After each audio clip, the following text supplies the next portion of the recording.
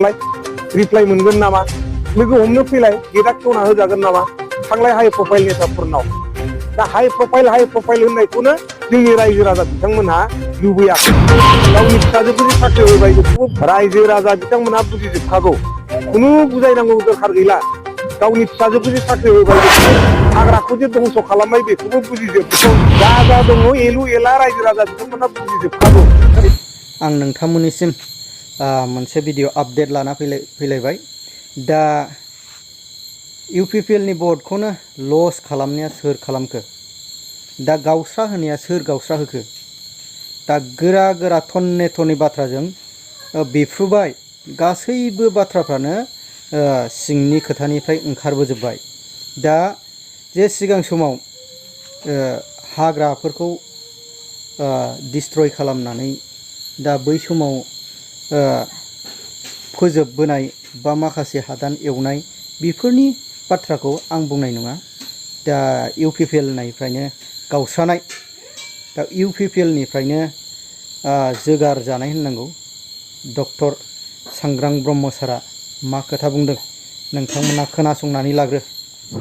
जोंनि 14 चिरां दुवारनि रायजोफ्रा ओंखारबोदों आरो जोंखौ समर्थन खालामदों आरो जोंनि मोनसे समनि ब्लकनि प्रेसिडेन्ट बिदाव मुसाहारि बिथां दङ जोंना थाइखाजरा ओनसोलनि बुद्धिजीबी दिनेन नार्जारि सार दङ जोङो ज' फैनानै 14 चिरां दुवारनि जेनाखि इन्डिपेन्डेन्ट उदां बिजाथि जोङो गथायफैबाय आरो दिनैनि जेनाखि बे उदां बिजाथि गथायनाय बेवहाय रायजो राजाफ्रा लोब लोब फैनानै दिनै जोंखौ समर्थन खालामदों मानो खालामदों नोंथांमोना कुइसन खालामनो हागौ मानो होनोबा जोङो थांनाय बोसोरफोराव रायजो राजाफोरजों गसंथाबोदों बिथांमोननि अभाब अभियोगाव जोङो गसंथाबोदों सोरनोबा जुदि बेमारि जानायाव मेगन नुवाखैबा जों मेगन नुहोदों सोरबा जुदि माइ गायनो दुब्लि बारियाव दै गैयाबा जों बान्दो थेनानै होदों आरो रायजो राजा बिथांमोननो बेखौनो नांगौ मानो होनोबा जोंनि रायजो राजा बिथांमोनहा माइ गायनानै जायो बांसिनानो दा बिथांमोनजों जों गसंथागोन आरो जों गसंथाबोदों आरो बिनि थाखायनो दिनै बिथांमोनाबो जोंजों गसंथादों नोंथाङा सिगां समाव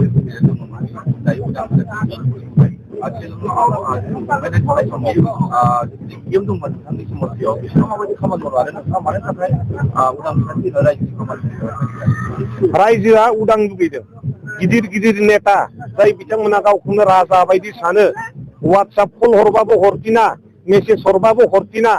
बेफोरनिफ्राय उदां लुगैदों रायजो राजा बिथांमोनहा मानो होनोबा बिथांमोना गावनि साननायखौसो रायजो राजाफोरनि सायाव इम्पजिसन खालामनो नागिरो दा बिथांमोनहा लुगैदों उदां बिजाथि नांगौ जायनि सायावनाखि रावबो राजाफोरनि रावबो गिदिर गिदिर नेताफोरनि नारसिननाय थाया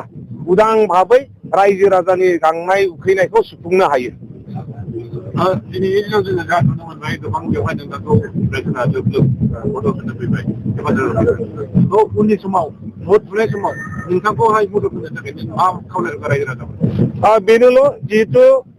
रायजो राजा बिथांमोनजों जों गसंथादों थिग बेबायदिनो दिनैबो बिथांमोनहा लोब लोब फैनानै जोंजों गसंथाफैदों दा बेबायदिनो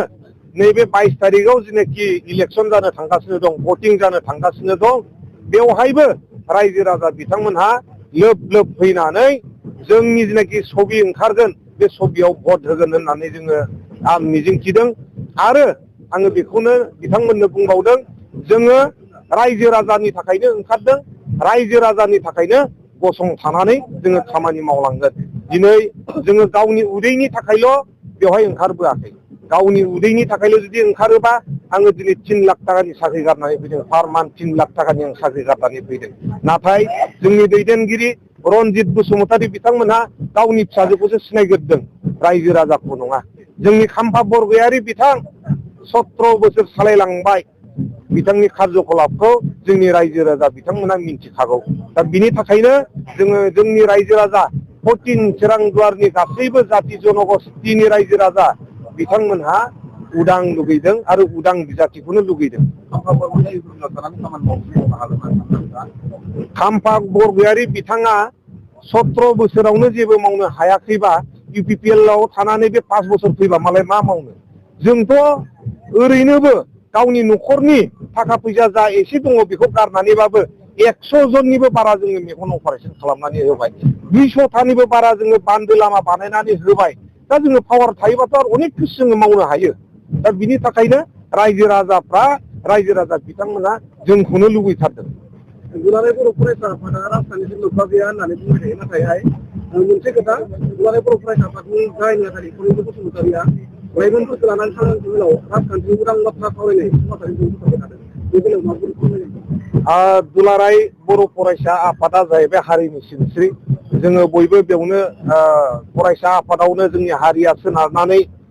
थाङो दा बिनि थाखायनो फनिन्द्र बसुमतारी बिथाङा आंनि लोगो जों क्लास 5निफ्राय ज' फरायबोनाय दा बिथांनि सायाव आं जेबो बुंनो सानाखै बिथाङा दाबो लोगो उनावबो लोगो आरो फैबाय थानाय समावबो लोगोयैनो थागोन आरो दुलाराय बर' फरायसा आफादनि सायाव आंहा माबा मोनसे बुंनो हानाय मोन्थाय दं होननानै आं सानाखै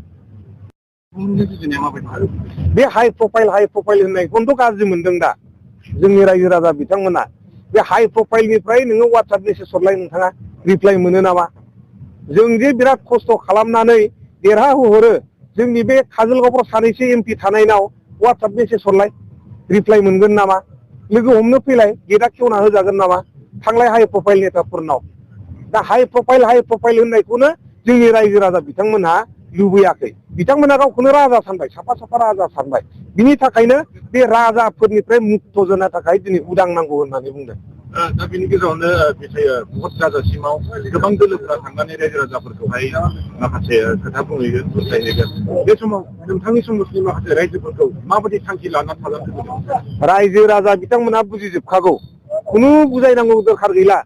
गावनि फिसाजोखौ जे साख्रि होबाय बेखौबो बुजिजोबगौ हाग्राखौ जे धंस' खालामबाय बेखौबो बुजिजोबगौ जा दङ एलु एला रायजो राजा बिथांमोना बुजिजोबखागौ बेखौ आरो बुंहैनानै बुजायहैनानै थाखा फैसा होनानै माबा मोनसे उल्थां फाल्थां खालामनो हागोन होननानै जों साना पाब्लिकफोरखौ नायग्रामोनब्ला पाब्लिकफोरखौ सेबा खालामग्रामोनबा निस्सय सोरनिबा EM बा सोरनिबा MLA नि फिसाफ्रा बाहाय फार्स्ट प्रायरिटि जानांगौनि मोनसे खोथा गैयामोन आरोना पाब्लिकखौ अनग्रामोनबा दा पाब्लिकखौ नायग्रामोनबा दा 5 बोसोर जाबाय 5 बोसोराव सोरबा बबेनिबा जाम्फै बानायदों बा सोरनिबा स्लुइस गेट बानायदों बा बबेबा रायजोनि माबा मोनसे बानायदोंमोन दा फैगोन जे BTC बिसायख'थि बे BTC बिसायख'थियाव जे दागो नांखानानै थानाय जे माखासे गोसोम दागो नांनानै थानायखौ फुगारहैनो थांदोंमोन खाम्फा बरग'यारि सारा दा फुगारहैनो थांनायाव बावदा 17 बोसोराव खोथा बुंदों माखासे जे सिगांनि निउसफ्रावबो डक्टर सांग्रां ब्रह्म सारा 17 बोसोर दागो नांनानै थानाय पापखौ आं सुद्रायनो साना बा थाफाया बेबायदिनि खोथा दा 17 बोसोराव खाम्फा बरग'यारि सारा मा खालामामोन बा बेसेबां खस्थ' मावबोनानै थानाय समाव खाम्फा बरग'यारि सारा दा 5 बोसोरखौ धर्ज खालामनो हायासै ना अब्ला मा जागोन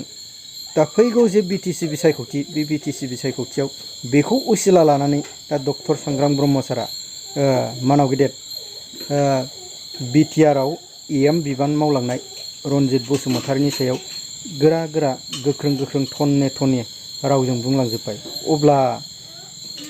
बेफोर बाथ्रायाथ' ओरैनो नंखाय नङाना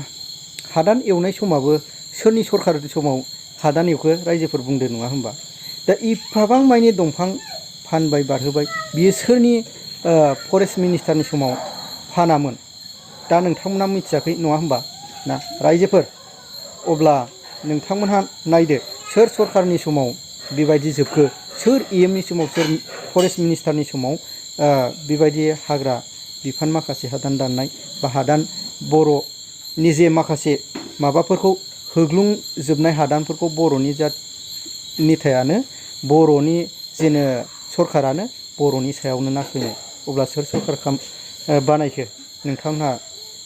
नायदो नोंथांमोना कमेन्ट गेजेरजों फोरमायहरबानो जाबाय बांद्राय खोथाखौ जुदि बुङोब्ला